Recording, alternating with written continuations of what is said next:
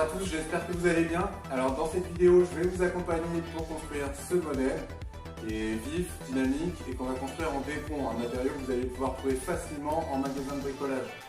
Donc je vais utiliser une méthode qui est très courante, qui a fait ses preuves, qui fonctionne très bien et qui apporte beaucoup de solidité. En plus, elle est vraiment accessible à un constructeur débutant qui n'a vraiment jamais construit.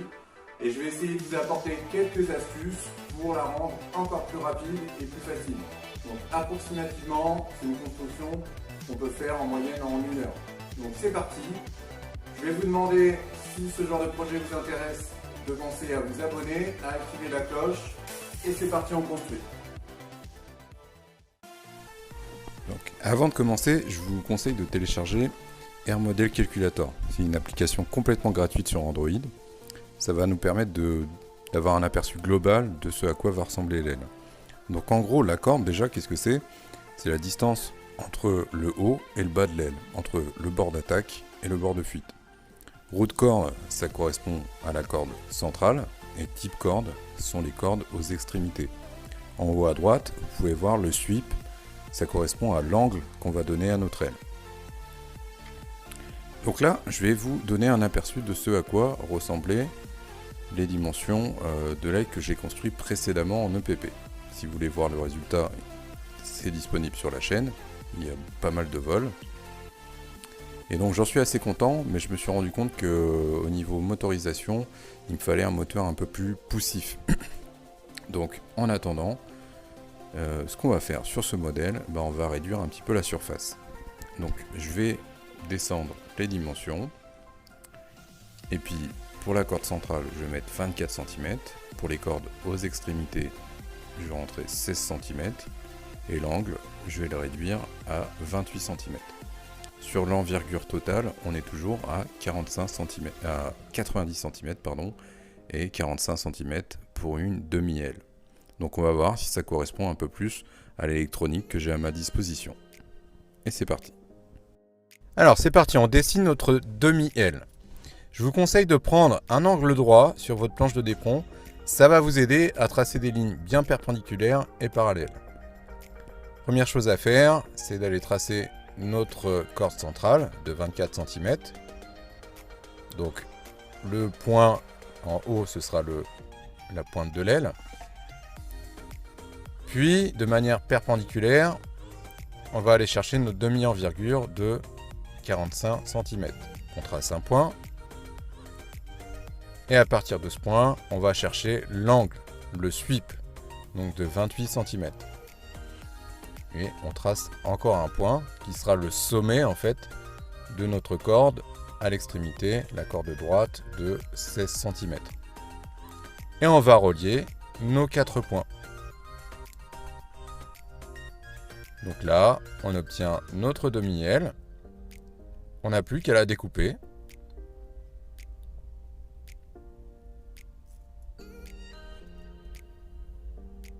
Une fois qu'elle est découpée, tout bêtement, on va aller la superposer sur notre planche de dépont, dessiner le contour, et comme ça on a la deuxième demi-aile qu'on peut découper à son tour.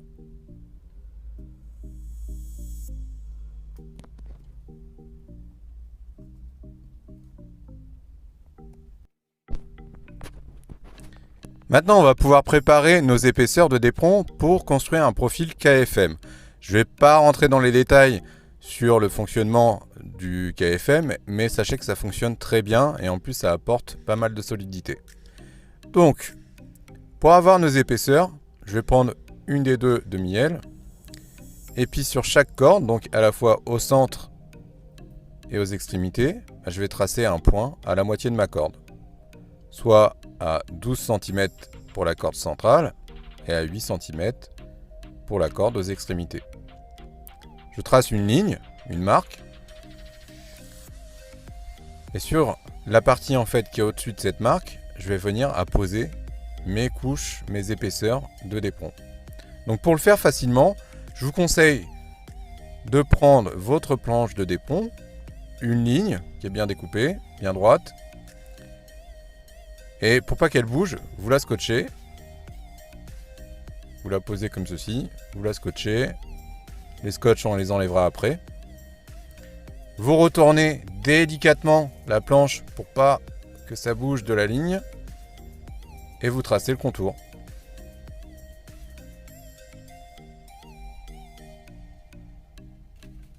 Comme ça, on obtient une première pièce. Vous voyez, c'est assez simple, hein. On la découpe. Et à partir de cette pièce, on va aller en découper 3 autres. Le but, c'est qu'on ait 4 pièces parce qu'on va créer un profil KFM 4. Donc on aura des épaisseurs de chaque côté. Sur les surfaces supérieures et inférieures de l'aile.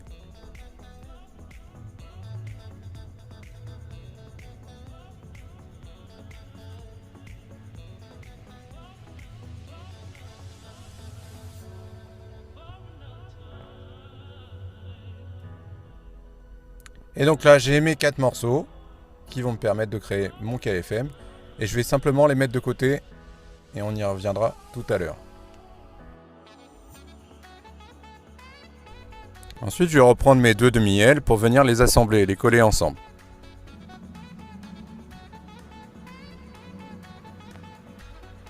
Une fois que c'est fait, je vais tracer mes ailerons en partant des cordes aux extrémités et de la corde centrale.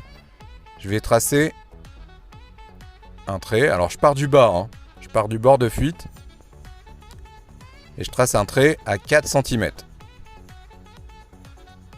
Ce qui va correspondre à mes ailerons.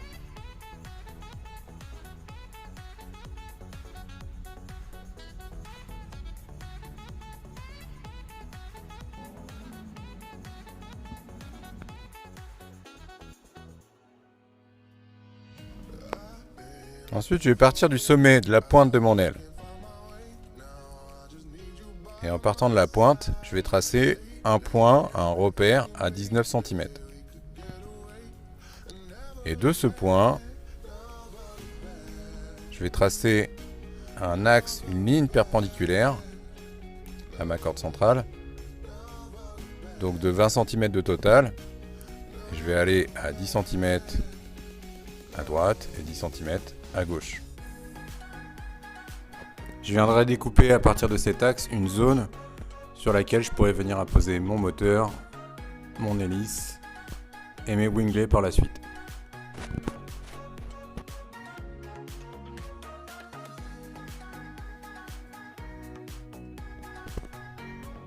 Donc du point que je vous montre là, en partant du centre, je vais tracer de part et d'autre des marques à 12 cm. Et comme ça, je vais découper par la suite en biais. Donc, je vais relier les points entre eux.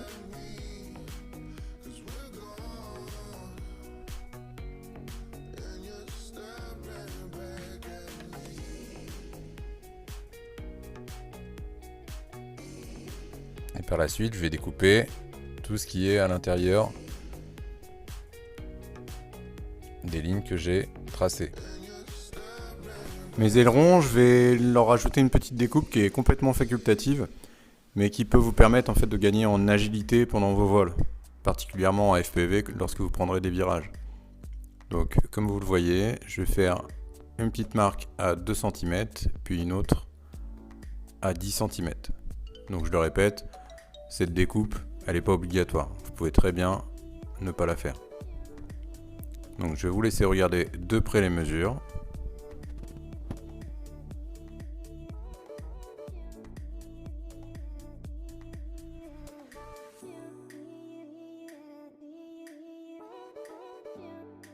Donc là je prends le temps de vous remontrer toutes les mesures, comme ça vous avez le temps.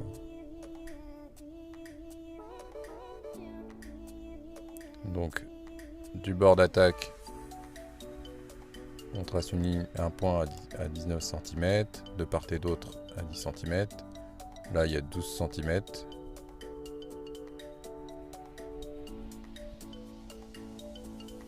Ensuite, entre ces deux points là, il y a 2 cm. Et enfin, ici, on a 10 cm. Voilà. Comme ça, c'est fait. Vous avez eu le temps de bien voir. Si vous avez besoin, vous revenez en arrière. Et maintenant, je vais assurer. Je vais relier déjà ces points-là.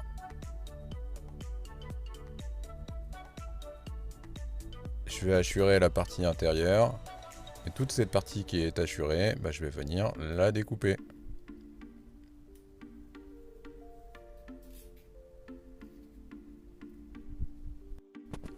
Alors, je vous montre rapidement comment j'ai positionné mes renforts en carbone. Donc, j'ai travaillé avec des matériaux de récupération. Là, j'avais des tubes de carbone en 5 mm d'épaisseur. Mon renfort central, il fait 38 cm de large. Et je l'ai positionné, comme vous voyez, à 3 cm au-dessus. Mes renforts latéraux, ils font 34 cm. Et en partant du centre, donc je l'ai laissé 10 cm. Et je les ai positionnés à 3 cm en parallèle de mon bord d'attaque. Je viens dessiner le contour des tubes et puis creuser la mousse pour venir les insérer et les coller bien à plat dans le dépont. Maintenant, si vous ne les positionnez pas exactement de cette manière, c'est pas grave.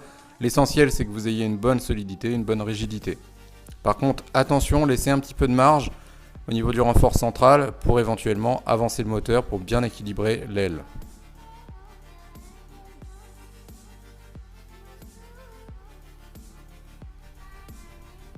Ensuite, j'ai plus qu'à coller les épaisseurs que j'avais découpées au préalable, donc sur les parties encore une fois assurées, sur les lignes qu'on a déjà dessinées sur nos demi-ailes. Donc je le fais sur la face intérieure comme extérieure de mon aile, des deux côtés, et on va former un profil KFM 4.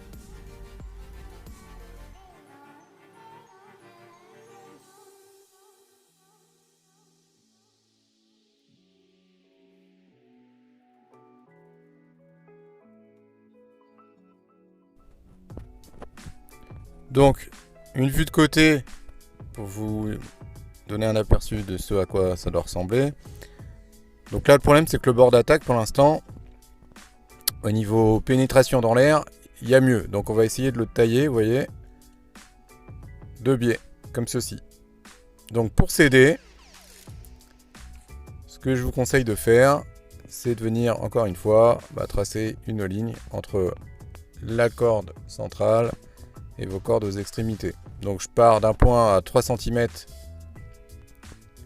de mon bord d'attaque pour la corde centrale et à 2 cm pour les cordes aux extrémités. Je trace des lignes qui vont me servir de guide pour venir tailler en biais avec mon cutter.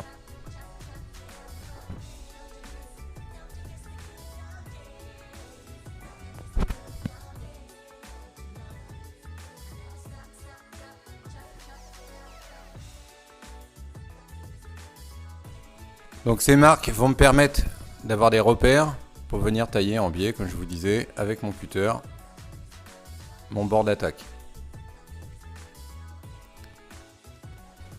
Je positionne donc mon cutter en biais en partant de la couche de dépont centrale et en me servant des lignes que j'ai tracées comme référence pour venir effectuer une découpe.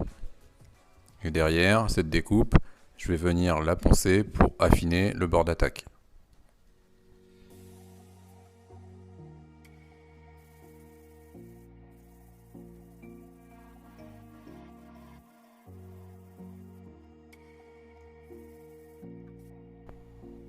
Et on obtient, comme vous le voyez, un bord d'attaque qui est quand même plus adapté pour une bonne pénétration dans l'air. Après, ne vous inquiétez pas si c'est pas parfait, ça volera quand même bien. Maintenant, je vais dessiner mon emplacement batterie. Adaptez-le en fait en fonction de vos batteries. Et essayez de le placer le plus proche possible du bec, de manière à ce que votre aile soit bien équilibrée. Donc là, en gros, moi, j'ai fait des marques à 2 cm de mon bord d'attaque et puis j'ai une largeur de 10 cm. Cet emplacement, on va venir le renforcer par la suite parce que là, si Si on crache comme ça, le d'éperon, il n'est pas renforcé devant, on va le plier de manière assurée. Donc, je vous montrerai comment j'ai procédé pour le renforcer.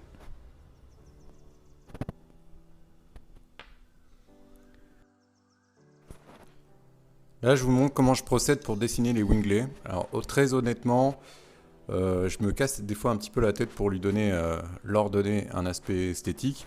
Mais il faut savoir qu'au niveau fonctionnel, vous dessiniez des triangles ou vous les arrondissiez un petit peu comme je vais le faire, ça va pas changer grand chose. Donc je vous laisse quand même regarder les marques, les mesures et les marques que j'applique pour m'aider. Puis après j'essaie comme vous le voyez, de faire un arrondi avec mon crayon pour leur donner un côté un peu plus sympa et aérodynamique, on va dire. Après, encore une fois, il n'y a rien d'obligatoire.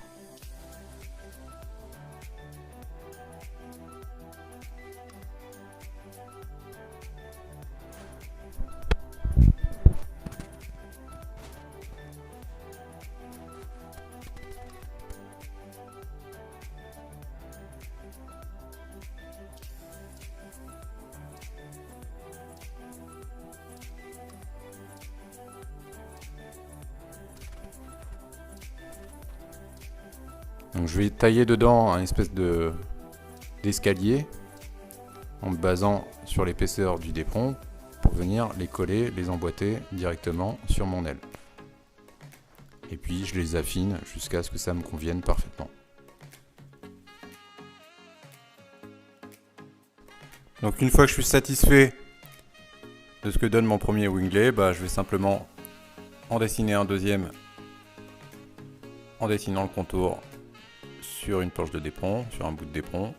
Je le découpe, j'en sors deux et je viens les peindre et puis je mets du scotch aussi pour les solidifier.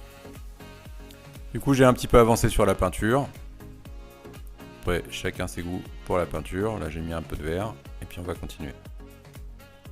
Alors pour éviter de plier le bec de mon aile au moindre crash, je suis venu le renforcer avec deux petits joints en carbone et puis un morceau de coroplaste qui va me servir également de support pour venir strapper, fixer ma batterie. Pour articuler mes ailerons, comme vous le voyez, j'appose des marques. En partant du trait de mon aileron, je fais des marques à 1/2 centimètre au-dessus et 1/2 centimètre en dessous. Et puis, je vais m'en servir de guide pour venir aller tailler en biais dans la mousse sans complètement déchirer le d'éperon. Ce qui va me permettre de venir par la suite articuler tout doucement mon d'éperon. Et puis de l'autre côté, je vous conseille de le scotcher. Et puis si vraiment vous avez des difficultés et que ça casse, pensez à mettre tout simplement du scotch armé. Pour mon support moteur, je fais au plus simple. Je colle ma croix moteur directement je fixe ma croix moteur sur un morceau de plastique que je viens coller sur un bloc de mousse. Alors là, je l'ai taillé dans de l'EPP, mais vous pouvez très bien le faire dans du d'éperon. Ou si vous êtes équipé par exemple d'une imprimante 3D, vous fabriquez un support moteur en plastique, en PL par exemple. Donc la petite inquiétude, c'est que mon aile soit mal centrée. Donc je prévois en fait un petit peu de marge et si jamais ça fonctionne mal, je viendrai avancer le moteur. Je vous donne le positionnement approximatif de mes cerveaux. Je suis venu creuser la mousse et faire passer les fils comme vous le voyez de l'autre côté. Et puis là j'arrive à la fin, donc j'ai fait mes petites soudures, j'ai branché mon ESC. Comme vous voyez, je vais me servir de cette sangle pour venir bien fixer ma batterie. On peut aussi mettre des scratchs, tout simplement. Et puis là, j'ai fait mon mixage et je suis prêt à voler. Alors par la suite, je ferai des tests en FPV, vous allez voir, ça vaut le coup. Je ne l'ai pas encore testé en FPV parce que j'ai pas encore de VTX, je vais en recevoir un bientôt pour ce genre de test. Donc s'il y a besoin de venir fixer la caméra, il faut juste creuser la mousse et l'insérer. Et vu que notre bec est renforcé, en principe elle est protégée.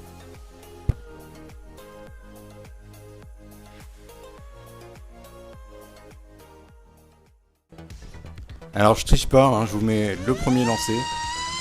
Sincèrement, elle est partie tout de suite très droit. J'ai juste eu un petit peu à trimer la profondeur. Mais honnêtement, aucun problème de réglage. Elle était bien équilibrée au final. Donc j'ai fait des petits tours timidement un petit peu au début. Et puis je me suis aperçu qu'elle volait vraiment sans problème. Alors il y a encore du vent, il y a tout le temps du vent chez moi. Donc petit tour timide au début, en même temps j'essayais de prendre des petites accélérations pour voir ce que ça donnait. Des petits tours de terrain, en même temps je pilote à vue là, et j'ai la caméra fixée sur la tête pour filmer.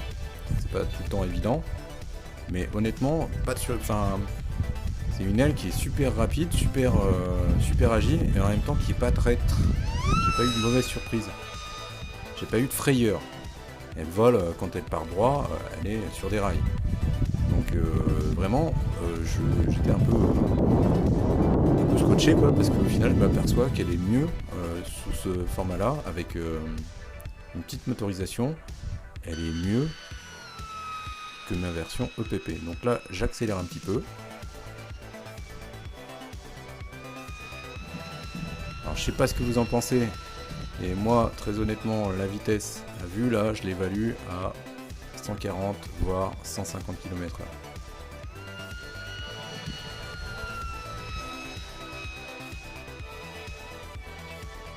Alors pour rappel, je tourne avec une 4S et un petit 2207 2500 kV Racer Star, donc qui est une motorisation qui est quand même entrée de gamme. Donc franchement, si j'ai un conseil à vous donner, si vous êtes un fan de vitesse, ou même que vous faites du drone et que vous avez envie de découvrir des ailes, allez-y, construisez, hein, parce que pour 5 euros, on peut se priver. La seule chose que je pourrais lui reprocher peut-être, c'est le matériau utilisé. Parce que là, à cette vitesse-là, en cas de gros crash, malgré le renfort, ça va être compliqué. Alors, moi, bientôt, je pense que vous verrez sur cette chaîne des tests en FPV, parce que là, ça mérite. Excellent. Voilà, cette vidéo est maintenant terminée, j'espère qu'elle vous aura plu. Je vous invite encore une fois à vous abonner si vous aimez ce genre de projet, à me laisser un petit pouce bleu, ça fait toujours plaisir. Et puis je vous souhaite de bons vols et je vous dis à très bientôt.